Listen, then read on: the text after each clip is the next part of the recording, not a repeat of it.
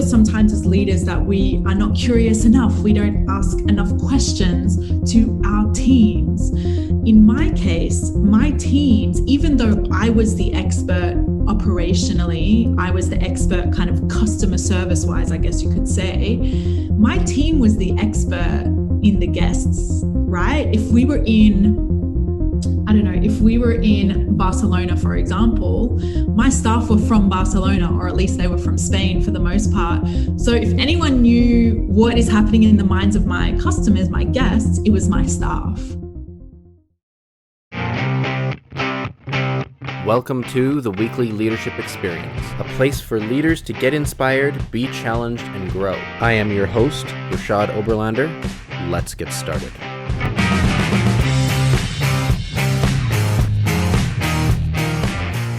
Today's episode of the Weekly Leadership Experience is brought to you by my 7-day Leadership Growth Challenge.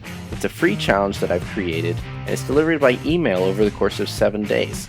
I've created 7 compelling questions to challenge various aspects of your leadership, the way you lead, and why you lead. Go to rashadoberlander.com and scroll down until you find the 7-day Leadership Challenge, or look for the link in the show notes.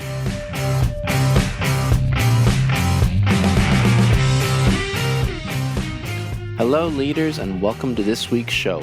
I'm excited today to be joined by Carolene Méli, who is joining me from Montenegro. Carolene is an experienced strategist and has spent 10 years traveling 17 different countries with Cirque du Soleil. Carolene joins me today to talk about bettering your leadership so that you can better the experiences of your employees and your guests. Carolene, welcome to the show. Thank you so much. I'm very excited. Well, it's nice of you to join me. I know it's late in the day for you in Montenegro, so thank you for coming on. Yeah, of course. Montenegro right now, I'm based here and it feels like a whole nother world. No kidding. Well, let's get started with a little bit of a backstory. Tell us about yourself and how you got involved with Cirque du Soleil and how you got to Montenegro. Yeah, I know they seem completely opposite ends of the spectrum, but I'm currently based in Montenegro. I'm an experienced strategist, so I really focus on how we can improve the experiences that we offer. And I really take a leadership angle on it because I think even though leadership is a very common theme and expertise, especially right now, when we link it to how we can improve the experiences we offer in general, I feel like it's not as explored as much, and that's really where I focus. And so I'm a bit of a nomad. I don't really have a home. I travel all over. I'm currently in Montenegro. I am moving to Greece though in probably about a month or so. So that's very exciting. And I have been traveling for the last 10, 15 years or so, 10 of which of those years I was on tour with Cirque du Soleil.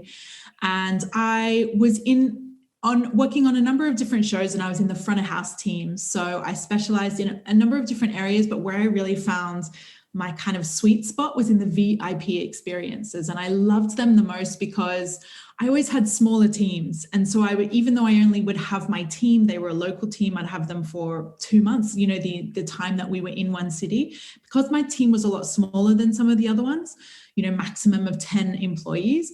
I was actually able to just develop my own style a lot quicker. And I was able to try a lot in terms of leadership. And I was able to get to know the staff in a much different way as if I had a team of 50 people, which were some of the other teams. So 17 different countries I led teams in and a couple of different shows with Cirque du Soleil. So that is a huge part of my story and one that I'm very proud of. Mm-hmm. That's incredible. And so, all these different places that you've been and experiences that you've had, obviously there's been a great number of different cultures. So what's that been like for your leadership, having been in so many different kind of environments? Oh, that's the best part. That's my favorite part of my journey because it is it's a very unique experience, right? Like people may work overseas at different points in their lives and work with different cultures, but I was changing cultures and languages and countries every 2 months. So I was in this constant change of, oh my gosh, I don't know what to do. Oh, I don't know. I can't communicate with this person. I need one of my staff to come and communicate with them, or I don't understand why they're doing this a certain way.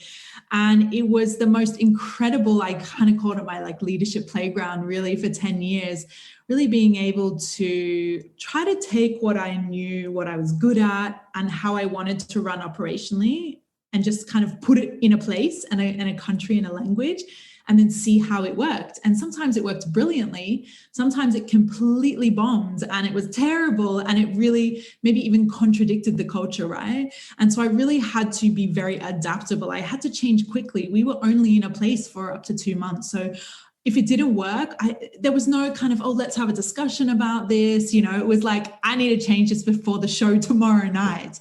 So it was incredible to be able to witness these different environments. I worked in Russia for 3 months and I had to have a translator. I led my team through a translator, and that was a whole experience in itself. Really, when you think of that idea of trying to connect, and then visual cues and those feeling cues when you're communicating, if you remove the language, or at least the language was there, but it was delayed, right? Everything was being translated. So I don't think that I would be able to, I don't think I would be the leader that I am today without that experience. It's a very unique experience, and it really, there's a lot of incredible advantages of doing it that way, which a lot of people don't get the chance to do it. So I feel very grateful for that. Yeah, for sure. And like you said, you'd been in 17 different countries with Cirque du Soleil, which is, it's kind of like cultural exposure on steroids, because you're changing, locations so quickly. But it's interesting because, leadership and being in business and just being an employee in the world these days is, it's more and more culturally diverse in terms of, every demographic and sociographic and everything that you can imagine. So I think it's important that leaders at least consider the implications of cross-cultural dynamics. So maybe tell us about something that you really took away from your experience, and it's kind of like, this is, one or two key lessons in your experience working in different cultures. So I think the first thing that springs to mind when you ask me that is this idea of being curious, being a very curious leader. And I talk about curiosity a lot in regards to leadership, in the sense that I feel sometimes as leaders that we are not curious enough. We don't ask enough questions to our teams. In my case, my teams, even though I was the expert operationally, I was the expert kind of customer service wise, I guess you could say, my team was the expert in the guests, right? If we were in Barcelona, for example, my staff were from Barcelona, or at least they were from Spain for the most part. So if anyone knew what is happening in the minds of my customers, my guests, it was my staff. So if I had not acknowledged that expertise and those insights, I would have found it very difficult, I think. And so one of my biggest takeaways from that experience is being highly curious and asking questions that really elicit conversation, right? How can we have a conversation about maybe what happened tonight in the VIP salon, and how can we do it differently tomorrow? But this is quick action, right? So being curious, ask the questions, and then acting really quickly on it, and that's where I guess adaptability comes in, and not being afraid to try things. There were some things that my staff said, okay, you should really try this and that. And in my head, like siren, like, don't do that. That's like, you should not do that at all. But sometimes I would just go with it, and it ended up working really well. A lot of times the adjustments operationally that I was making, or even from a employee point of view, staff point of view, came from them. And I never would have had that insight, because I was seeing the same, even though I was touring different countries, I was seeing the same thing every day, right? My area looked the same in Madrid as it did in New York. It was the same environment. It was the guests and the teams that were different. So without their creativity and insights and fresh eyes, and without me actually responding to that, I wouldn't have had the success that I did as a leader in that environment, I think. So curiosity and being really adaptable and really implementing on those conversations and just trying things, right? Giving it a go. And I think that's a really important lesson. So thank you for that. A lot of your work, as you described it, is sort of with the VIP experience for Cirque du Soleil, and you describe yourself as an experience strategist, which you mentioned a little bit before, but could you expand on that a bit more? Tell us a bit about what experience strategist means, and then also what it has to do with leadership. Absolutely. So I made a huge change in the last year, as a lot of us did. And I really had to think to myself, okay, now that I no longer have that career path with Cirque du Soleil, which, to be honest, I was getting to the end of my career with them anyway, just personally. And so I was thinking, how can I take all of that expertise and now, tie it up in a little bow and be able to present it to others in the sense of expertise? And so that's where I came up with the Experience Strategist, because what I realized is, when I would look at customer experience, if I just focused on customer experience, and this is me witnessing it like in a restaurant here in Montenegro, or physically witnessing it. I'm like, okay, if I focus on customer experience, what am I noticing? Okay, I'm noticing you can't have great customer experience without great employee experience, right? They go hand in hand. And then I was watching the leaders, and this is just leaders that I saw like on the floor in restaurants, and also conversations that I was listening to if I was maybe going to, a bank or in the shoe store, listening to the conversations. And I realized, man, you could have really great employees. You could be delivering really good customer service, but if your leaders are just terrible at their jobs, that link is not going to be there. And no matter what you put in place in terms of like operationally and in terms of like the customer service guide and everything like that, it's never going to work the way that your vision has it set, right? If the leader is not there and is not a great leader, all the way from self-leadership, how we lead ourselves, to how we lead our teams and how we lead our guests. And so once I started observing that link between all of them, I thought, okay, what I'm going to focus on is I'm going to focus on the experience itself, no matter what the experience itself is. Maybe for you, it's leading your team, so maybe you have a team of 10, so the experience you want to focus on is how you lead them. Maybe the experience is a retreat and you want to focus on that physical experience. No matter what experience it is that you offer, I think the key, or at least the starting point, is really around leadership and how you show up as what is your role in the experience? What is your role as the leader of that experience? And once I found that kind of little nugget, that little like area to sit within, I really loved it in there. And that's why I focus on that link between experience and leadership. Mm-hmm. So it's interesting. And I think, when you're talking about experiences like we are, you're talking about sort of everything from these micro interactions to sort of larger one-to-many or many-to-many kind of experiences. But I guess, in all of that, like why pick experiences to focus on? I think it stems from me being a traveler. I've been a traveler for my whole life, but independently for the last 15 years. And I feel like there's so many times that I have been in a situation. It didn't need to be a planned experience, like my example before a retreat, just in an experience where I've thought, man, that could have been so much better if only they had 1, 2, 3, 4, 5 different points attached to the end of that. And that was very recurring, no matter where I was in the world, whether I could communicate. Here in Montenegro, I don't speak Montenegrin, so I cannot communicate verbally unless they speak one of the languages I speak. So, it was really interesting to think, okay, how are we, where is that link? And I saw that again and again and again. And there were so many times, I remember this time last year, I was on a Greek island called Naxos, and I was going to the same restaurant every day. And there were a couple of things that they were doing that I was like, oh. So I sat down with like the manager and I was like, hey, like, I don't want to overstep, but here's just a couple of maybe examples of ways that you could improve this experience. And so I think naturally I sat in that place of looking at whatever I was doing as an experience, and then looking at, this could be so much better if only you did these couple of tiny things that are actually quite easy to execute. You may have just not thought of them yet. So that's really where it all stems from, I think. Mm-hmm. So when you're talking about experiences, I know on your website it mentions a little bit about like when you improve like your leadership, and you improve the experience of your employees, therefore you improve the experience of your guests or your customers. So I guess at the root of it is like, where do you start with improving experiences?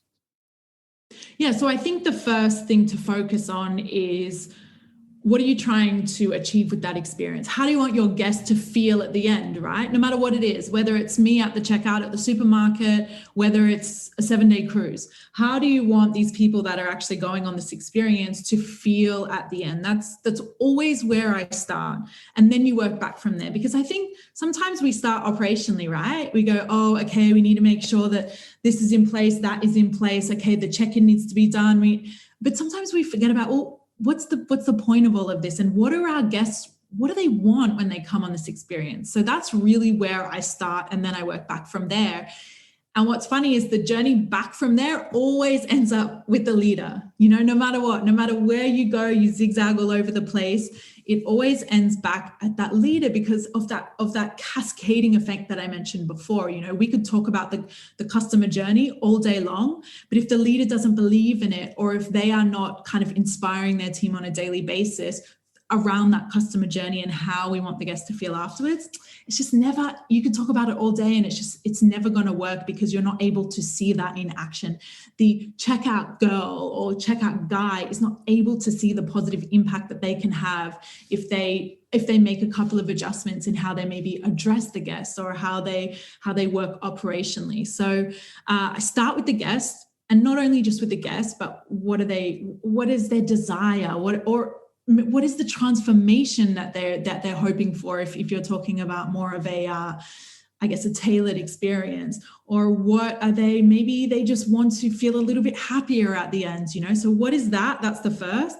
And then, okay, let's work backwards now, all the way back to the leader, and see where we have those gaps to really create some more micro moments. You mentioned it before, these micro events, these micro moments throughout the experience that will really compound to get you to the end result. So yeah, I guess you start with the end in mind and you work back to the beginning, which begins often with the leader, as you say. When it comes to making a better experience for our teams, what do you think is some of the keys there?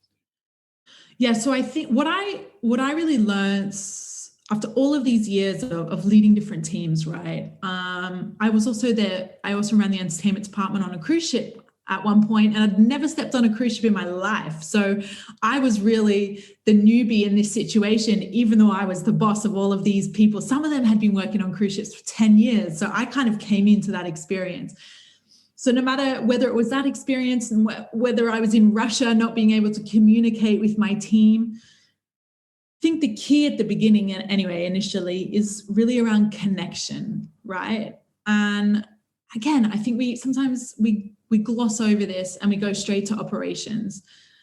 And it's really looking for me at, how can I connect with my team that's on a different level than just, okay, what are we doing today operationally? Like, how can they see that I want them to be a part of the strategy? I want them to be a part of the success. I want them to really thrive on their own and together, with or without me. A lot of the times when I was leading, I would kind of say to some of my teams, okay, you guys are, let's say it was the merchandise boutique. Okay, I want you guys to imagine yourselves as the store manager. Like, you guys are the store manager. I'm the owner. So I come in every now and again, but you guys are the ones on the floor actually interacting with the guests. And once I was able to change that mindset a little bit, it was very different in how we worked together. So for me, the start and the key, especially at the beginning, and also if you're working with teams that are very short term, I had 2 months with my team. We trained the same day that we had the most important night of the show, which is the premiere. We trained for 2 hours and then boom, premiere. So it was I didn't have the luxury of time with these guys, but I wanted to form that connection with them early on to show them that we are doing this together. And I want all of us to succeed together, not just me as the leader. So that's really what I focused on at the beginning, is that connection element, which is not easy to do, right? It can be difficult, but my number one tip in that connection piece is around personalization. connection. I think personalization is very underrated.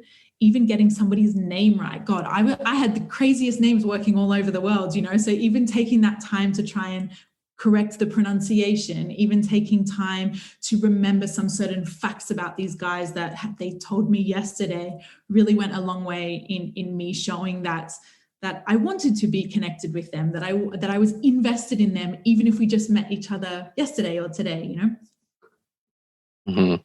Yeah, and I really like that you say connection, because I really believe in that a lot as well, and that really strong leadership starts pretty much right there.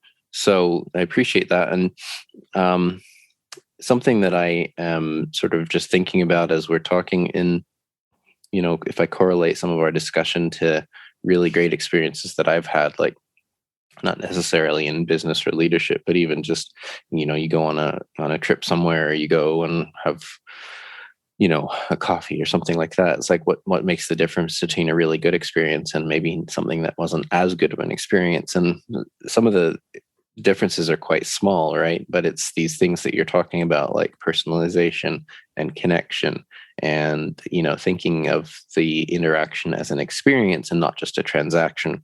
Yes. So I'll give you the perfect example for that. Today, I mentioned to you before we started, was the first day in Montenegro that restaurants were open back up. So I went and had a coffee by the water. It was beautiful. And I tried to have a conversation with my waiter, and he spoke enough English to take my order. But I realized very quickly that his answers and my questions were completely different. But we just had a big laugh about it, and we didn't understand, the conversation stopped pretty much even before it started. But we had this moment of connection because I was laughing because his answer was completely unrelated to the question. And then he was laughing at me because he could sense that ease and that kind of, I wasn't annoyed, or I wasn't trying to badger him for more information. So it was this just really cool, natural connection that happens. And it was such a beautiful moment, and it's nothing you can plan for, but it's just that idea of connection. And like you said, no matter what the experience is, a lot of times when we're reflecting on great experiences that we've had, it's always those natural little tiny moments that happen in and amongst the main events. And those are where there's so much power in those little moments that you don't even consider until they kind of happen. Like me with this guy today, we just had a joke about it. And even now, when I'm thinking about it, I'm smiling because it was really funny and it was a really cool exchange between both of us, So yeah. And I like the terminology, right? I think that what we're talking about is really cool terminology, because we do think sometimes too much transactionally in leadership, right? And we just think about, I just got to get this done. I got to have this conversation with this person. I got to get, this report made, whatever, all the different things that are, on our plate on a day-to-day basis. But, everything kind of builds towards, an experience of one kind or another. So I like the terminology to kind of, give you a little bit of a different perspective on leadership. So I know you've made a bit of a program, of course, that people can engage with, better leadership, better experiences. Why don't you tell us a little bit about that? Yeah, so it is a program, like you said, the name is very self-explanatory, right? Better leadership equals better experiences. And that really sums up all the work that I do. But I really wanted to create something that really unified my expertise and really, I guess, solidified on paper, if you will, all of the conversations that I was having, conversations like this one I'm having with you, whether it was clients that I was working with, whether it was employees, teams, no matter what it was. And I felt like there was an opportunity for me to really be able to put all of this together and really offer something where any kind of growth-minded leader, somebody who wants to improve their leadership, can start looking at the way they lead as an experience. And that is what the program is all about. It covers a couple of different areas, really looking at what makes a great experience. And then it starts with self-leadership, then goes into leading your teams, and then leading your guests. And it really there's a link between all of them, like we've mentioned. And I And I share this through video lessons, and then also lots of cliff notes from leadership books. And then there's bi-weekly coaching calls. And so it's kind of an experience in itself. But really the idea here is how you as a leader, especially in the service industry, us that are working with customers, with guests, how can we treat our interactions? How can we treat our leadership style as an experience? And then how can that result in us not only being better leaders, but the experiences that we provide for our teams, for our guests, being elevated as well. So that is what the program is all about. Better leadership, better experiences. Mm-hmm. Yeah, I like that. I got to rephrase it. How is your leadership experienced by those you serve? Yeah, exactly, right. And oftentimes you touched on it before, where sometimes we get too bogged down, and I think we overcomplicate it a lot. Serving as a leader, especially, in the service industry, which is my background. My background is entertainment, events, travel, lifestyle. I think it's human connection, right? So let's strip away all the different terminology, and let's just focus on, okay, how can I connect as a human better with that human that's standing in front of me, whether it's my team, whether it's my customer, whether it's my guest, And that's really what I'm trying to get across with my messaging is, let's treat that human transaction, me with this person standing in front of me, as an experience, and how can I explore that moment so that it can be memorable for the other person. Really cool. So kind of on the tail end of the conversation today, Caroline, if there was one or two key takeaways that you want to leave with the listeners today about experiences and sort of leadership as an experience, what would those one or two key takeaways be? I would say really exploring the expertise of your team. Right. And I touched on this before when I gave the example at Cirque du Soleil, where I was really relying on my team to give me a lot of insights about the local customers that we had. And as leaders, I think sometimes we let our ego get in the way, right? We think, if we ask these kind of questions, people are going to think we're not intelligent enough, or they're going to think we're not experienced enough, so we can't be a good leader. But in all of my experience, I have found that really asking those good questions and starting that conversation can actually really go a long way, not only in improving operationally, no matter what industry you're in, but improving that connection that you make with your team, because now they're feeling, oh, wow, she really values what I have to say. And not only does she value it, but, oh my gosh, we just implemented something that I just said. And so you have that cyclical relationship now where we are able to work hand in hand. So I think really exploring the expertise and the insights of your employees, it sounds simple in theory, but I think as leaders, we dismiss it a lot, and we don't even consider it in the strategy if we need to create a strategy. Whereas sometimes they're right there, they're standing right in front of you, and they probably have the most incredible insights that you have not thought of as the leader, because they are the ones dealing with the guests. They are the ones in the trenches, as you would say. And so that, I think that's what I would like my biggest takeaway to be, is getting curious with your team and really exploring what they have to offer for you. Yeah, which is so true. Oftentimes the people who are just interacting with the guests on the daily basis, they're seeing everything face to face. And so they have really valuable feedback. So having that good feedback loop and being open and willing to listen is super important. So Caroline, what is one thing you know about life or leadership that you wish everyone knew? Oh, that's a great question. I think the key for me, one thing I know is that adaptability goes a really long way.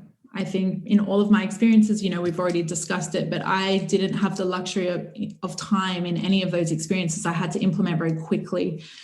And being very adaptable is something that I learned. I had to learn the hard way, obviously, but I learned to be very good at that and to be very aware of what is going on around me and then adjusting very, very quickly. And I think for leaders that are in the same environment all the time, that natural instinct is sometimes suppressed or it's not utilized enough, right? For me, changing countries so quickly, I was in a circus tent, so the minute it starts torrential raining, man, there's so many issues that you can't even, it just happens in the moment. So being adaptable, I think, is such a huge part of leadership, that if you're in a bit of a monotonous kind of environment, you don't get to explore as much as somebody who is in constant change. Cool. Being adaptable. That's really important. Definitely. Last question. When it's all said and done, what 3 words do you want used to describe your life? Oh my gosh. Okay, let me think. I would say adventurous. And the second one would be impactful. And the third, I think, maybe a little bit contradicting the first 2, but I would say calm as well would be the third one. I think you can be calm and adventurous at the same time. I think so.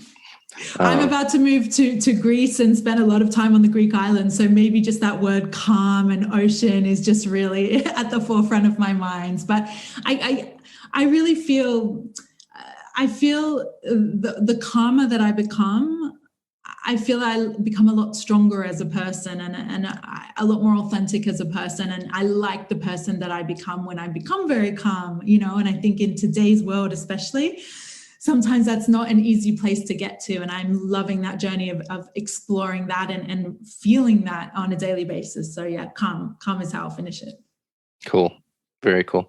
Well, that's been a really fun conversation. I don't know how many people could say they've just chatted for, half hour, 40 minutes with someone who's spent a decade in Cirque du Soleil. So that's been really fun and cool. And a lot of really fun and interesting information about shifting how we think about leadership as an experience. So thank you. As we end, why don't you share where people can connect with what you're doing and find out more about you?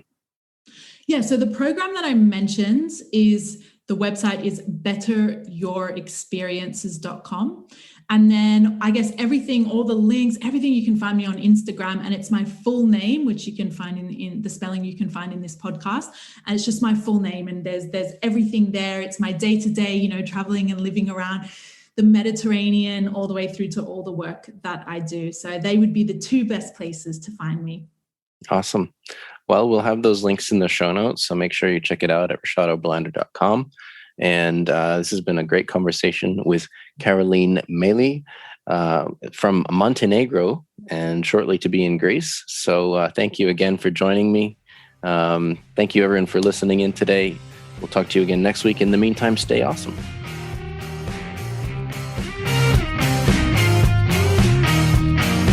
If you've enjoyed what you've heard today, would you head over to Apple Podcasts or wherever you listen to podcasts and subscribe, leave me a rating, leave me a review, and share this with a friend. It spreads the word and helps the podcast grow. You can also find me on social media at RE Oberlander. Until next time, stay awesome.